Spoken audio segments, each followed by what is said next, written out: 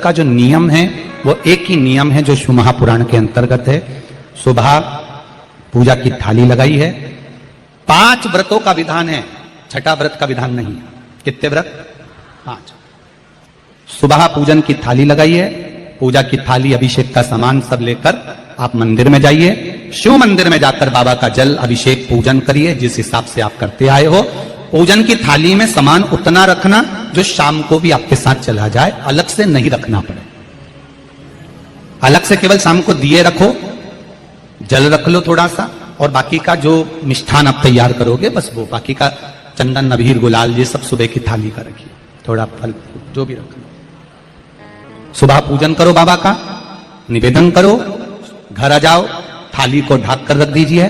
शाम को जब जाओ कोई प्रसाद उतना ही बनाओ जितना भगवान के लिए बना रही है। ये नहीं कि खीर ज्यादा बना ली तो आधी हम यहां ले जाएं और आधी घर के लिए छोड़ दें, नहीं, उतना ही बनाओ जितना भगवान के लिए जाएगा, जिसमें से 3 हिस्से हों। एक पात्र में भरकर ले जाओ, दोने ले जाओ, कटोरी ले जाओ, प्लेट ले जाओ, जो तुम्हारी मर्जी पड़े, कागज ले जाओ, जो तुम्हारा मन पड़े वो ले जाओ। 6 दिए लेकर जाओ, बाबा के मंदिर में जाकर पूजन अर्चना करो। शाम को अभिषेक नहीं करना है, केवल छींटा देना है। थोड़ा सा जल जो बचा हुआ है उसमें से थोड़ा थोड़ा छींटा देकर, जल का थोड़ा सा छींटा देकर पूजन आदि कर कर, जैसी पूजन सुबह करी वैसे भाव से पूजन करो। 5 दिए थाली में से नीचे रख दो, छठवा दिया भी नीचे उतार दो थाली में से। 5 दिए लगाना जब प्रसाद के 3 हिस्से पूरे कर दो, प्रसाद के 3 हिस्से रख दो नीचे, फिर दिए लगा दो 5। एक दिया उठाकर जिसको जलाया नहीं है वापिस अपनी थाली में रख दो। 5 दिए प्रज्वलित कर कर बाबा को निवेदन कर दो, बाबा आज मेरा पहला पशुपति व्रत है, इसको स्वीकार करना। दिल से बाबा इस कार्य के लिए मैंने करा है, इसको स्वीकार कर लेना। बहुत सुना बाबा पशुपति व्रत में कर रही हूं, मैं भी पूर्व में ना जाने कितनी योनियां ली होंगी, कौन सा मैंने बेकार कर्म करा होगा जो आज मुझे दुख भोगना पड़ रहा। इस दुख को आप मिटा सकते हो क्योंकि आपका नाम पशुपति नाथ है। आप इसको मिटाइए, विनय करो, बाबा से विनती करो। एक दिया, एक प्रसाद का हिस्सा थाली में लेकर आ जाओ, बाबा को निवेदन कर कर, बाकी का वहां छोड़कर एक दिया, एक प्रसाद का हिस्सा लेकर आ जाए। एक दिया, एक प्रसाद का हिस्सा लाए, घर के अंदर प्रवेश करते समय सीधे हाथ की ओर बैठकर, अपने घर की ओर मुख कर कर सीधे हाथ की ओर उस दिए को घर के बाहर प्रज्वलित कर दो। भगवान से विनती करो, भोलेनाथ आप मेरे घर में प्रवेश कर कर मेरा कार्य सिद्ध करें। बाबा को निवेदन कर कर अंदर जाइए। भोजन करने से पहले जो मीठा है, एक हिस्सा प्रसाद का है, उसको खा लीजिए। उस हिस्से में से किसी को नहीं देना, चाहे घर में बच्चे हों चाहे बड़े हों। उस प्रसाद का हिस्सा केवल तुमको खाना। पहले प्रसाद खाइए, उसके बाद में फिर भोजन करिए। एक समय फलाहार कर सकते हो, दूसरे समय भोजन कर सकते हो। इसमें जरूरी नहीं कि आपको मीठा ही खाना है। शाम का जो प्रसाद बनेगा वो मीठे का ही भोग लगेगा। सुबेरे आप आराम से नमकीन का भी फलाहार कर सकते हो, मीठे का भी फलाहार कर सकते हो। फलाहार के लिए कोई मना नहीं है, फलाहार आप कैसा भी कर सकते हो। पर भोजन जब करोगे, अन्न जब खाओगे, जब पहले भगवान का प्रसाद खा लो। 4 पशुपति व्रत पूर्ण हो। बीच में अगर कहीं रजस्वला धर्म आ गया, आपको पूजन नहीं करना है, घर में कोई सूतक सावड़ आ गया, या कोई व्रत फंस गया, एकादशी आ गई, या कोई व्रत आ गया, तीज आ गई, चतुर्थी आ गई, जिसका व्रत करते हुए आए हो, तो पशुपति व्रत उस दिन मत करो, फिर अगले सोमवार कर लेना। 3 हो गए, एक रह गया बीच का, उसको अगले में करो, वो चौथे में गिनती में आ जाएगा। 5वां छूट गया, कोई बात नहीं, 1 महीने बाद तो होगा, 8 दिन बाद तो होगा, 15 दिन बाद तो होगा, फिर उसको गिन लो, 5वां होगा। महाराज ऐसे 5वां व्रत जब आए, 5वें व्रत के दिन शाम को जब पूजन करने जाओ, एक श्रीफल, कुछ रुपए, 11 रुपए आदि जो भी है, नारियल पर रखकर बाबा को विनय कर कर, बाबा आज मेरा पशुपति व्रत पूर्ण हो रहा है, आपकी कृपा हो, मेरी झोली भरना बाबा, विनती करो। और वो श्रीफल रुपया रखकर 5 दिए लगाकर, एक दिया वापिस लेकर, एक हिस्सा प्रसाद का लाकर देहली पर अपने वही दिया लगाकर अंदर प्रवेश कर कर भोजन ग्रहण करो। बाबा को निवेदन कर लो। पशुपति व्रत का कोई उद्यापन नहीं है, पशुपति व्रत का एक ही उद्यापन है, जो श्रीफल और 11 रुपए आपने मंदिर में रखे हैं, वो उद्यापन के भाव से रखे हैं, भगवान को नमन कर कर रखे हैं। ये पशुपति व्रत। अब दुनिया के लोग इसको पशुपति व्रत को कहीं इतनी बत्ती लगा दो, तो इतनी बत्ती का दिया लगाओ, तो ऐसा करो, तो गलत। उसका नियम जो है वो एक ही, उस नियम के अलावा कोई नहीं। आप प्रेम से करो, स्नेह से करो, उसको दिल से विचारो, मन से विचारो। शंभो शरणे पड़ी, मांगो घड़ी रे घड़ी, दुख काटो दया करी निदर्शन। आप दिल से उसका स्मरण, ये पशुपति व्रत है।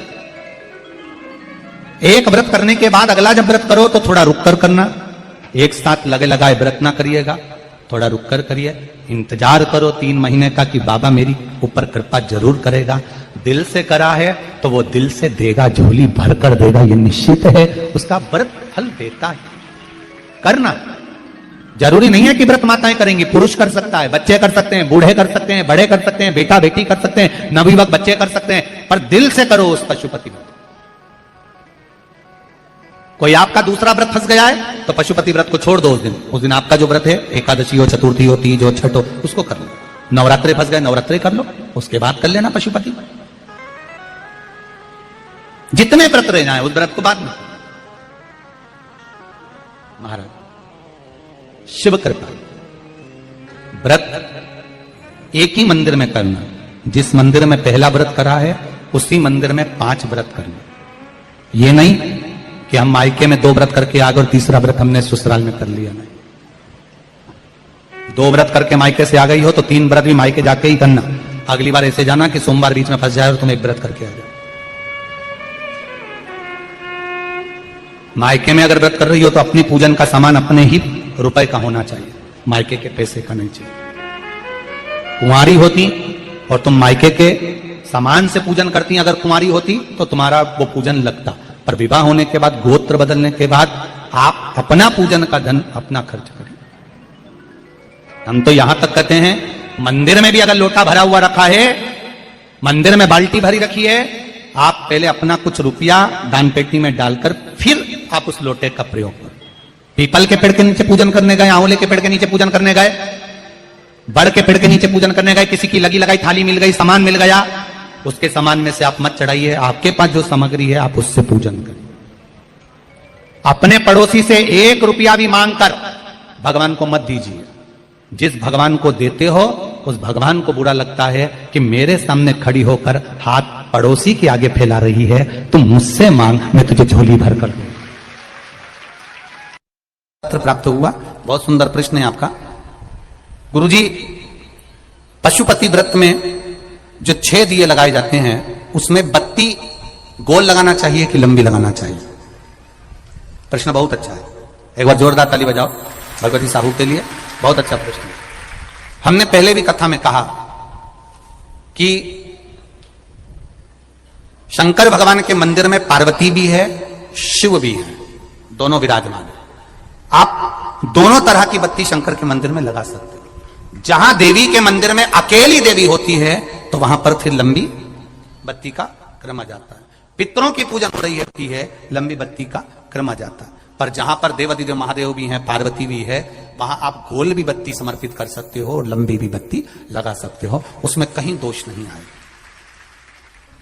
फिर आपने वर्णन करा 5वां व्रत पूर्ण होने पर 108 पुष्प या चावल बेलपत्र चढ़ाते हैं। सबको एक साथ चढ़ा देना चाहिए कि एक एक करके चढ़ाना चाहिए? वैसे शास्त्र रीति के अनुसार पशुपति व्रत में जो 5वां सोमवार पूर्ण होगा और आप 108 अगर कोई वस्तु चढ़ा रहे हो तो एक एक कर श्री शिवाय नमस्तुभ्यम, श्री शिवाय नमस्तुभ्यम, एक एक कर चढ़ाना चाहिए। एक साथ हाथ में लिया और एक साथ नहीं चढ़ाना, एक एक कर समर्पित। बहुत अच्छा प्रश्न है।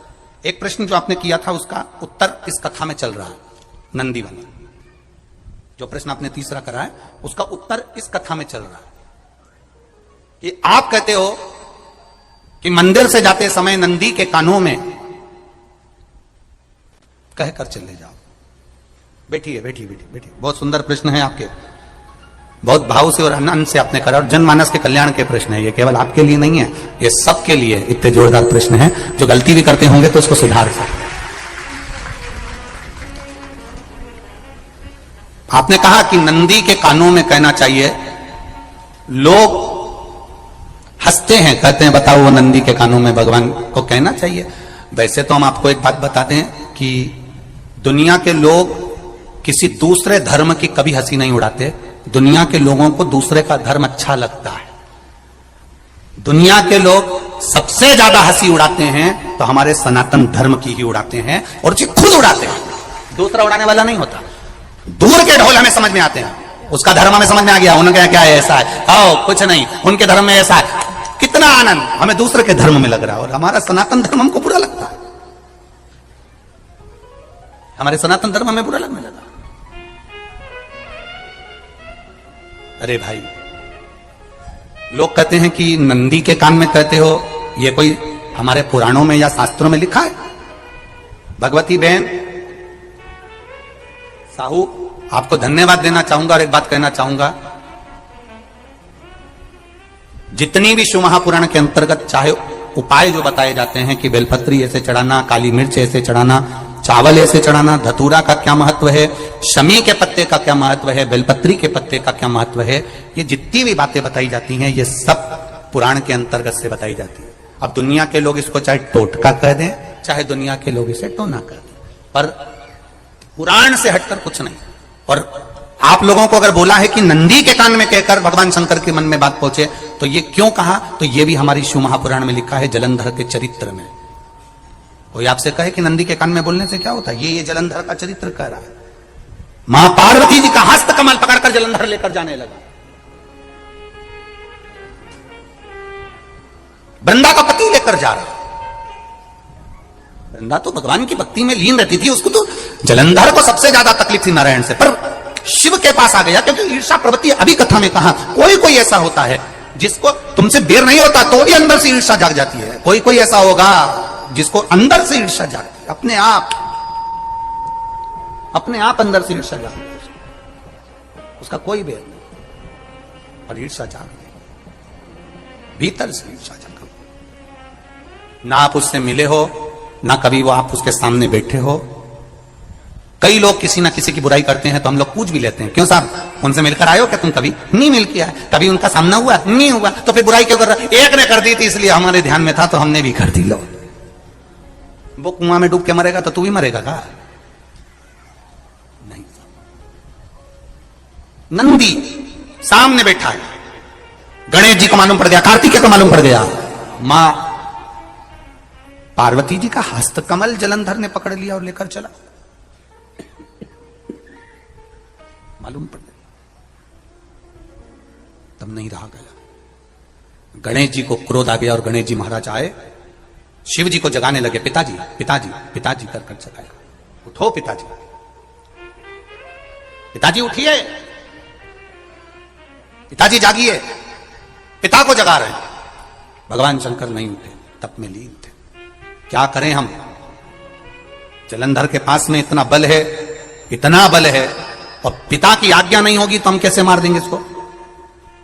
मारने को तो मार दें। मां ने आज्ञा करी थी कि जलंधर उसको तारकासुर को मार दो, तो कार्तिकेय ने तारकासुर को मार दिया। शिव जी की आज्ञा नहीं तो हम इसको कैसे मारें? क्या करें?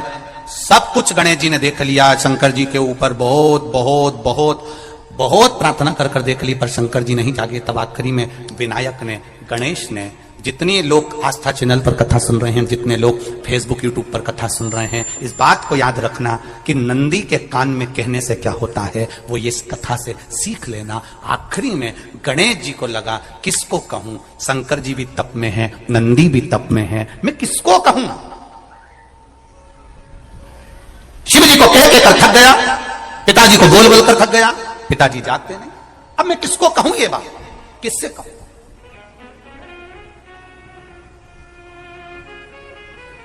विनायक गए सीधे अब नंदी के पास में। नंदी भी तप में लीन थे, शंकर जी की ओर मुख था, शंकर जी की ओर मुख था। गए और जाकर तुरंत विनायक ने नंदी के कानों में जाकर कहा, नंदीश्वर, मैया का हाथ पकड़कर जलंधर लेकर जा रहा है, पिताजी तप में लीन है, कृपा करिए ना। बस केवल नंदी के कान में कहा, गणेश जी दूर हट गए। नंदी के कान में कहा, शंकर जी के नेत्र खुल गए, शिव जी के नेत्र खुले। ध्यान देना जरा, इस शिव महापुराण की, आशुतोष शिव महापुराण की कथा, जो कथा यहां कही जा रही है, ये कथा पहले के चरित्रों में सुनने को नहीं मिली होगी। जरा ध्यान देना इस संवाद पर, जितने लोग आस्था चैनल पर, जितने फेसबुक यूट्यूब पर सुन रहे हैं। सनातन धर्म की हंसी उड़ाने वाले कह देते हैं नंदी के कान में कहने से क्या होता है, नंदी के सामने जाकर बोलने से क्या होता है, नंदी के पास बैठकर बोलने से क्या होता है, नंदी के पास बैठकर शंकर जी का मात्र दीदार करने से क्या होता है, दर्शन करने से क्या होता है। वो अच्छे से समझ लेना, जो लोग सनातन धर्म पर उंगलियां उठाते हैं वो अच्छे से समझ ले इस बात को।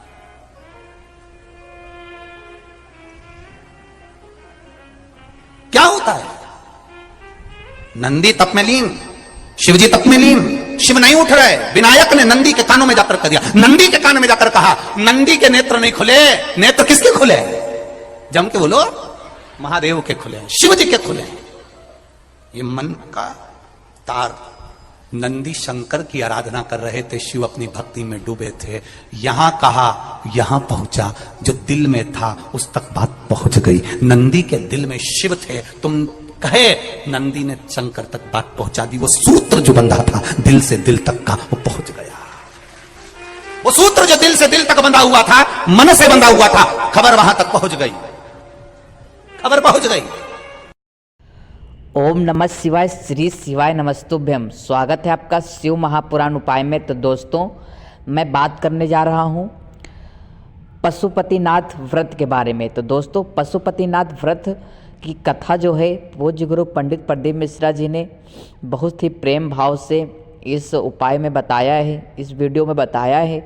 तो दोस्तों, पशुपतिनाथ का व्रत कब करना चाहिए और कैसे करना चाहिए और कितने व्रत करना चाहिए, कितने व्रत करने से इसका लाभ मिलता है और कितने व्रत करने से इसकी मनोकामना पूर्ण होती है।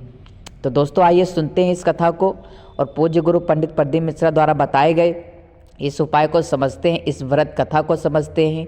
अगर आप इस व्रत को करना चाहते हैं तो दोस्तों एक बार इस कथा को ज़रूर सुनें और यकीन मानिए, इस व्रत को करने के बाद आपकी जो भी इच्छाएं हैं मन की, वो सभी पूरी होंगी। बोले श्री शिवाय नमस्तुभ्यम।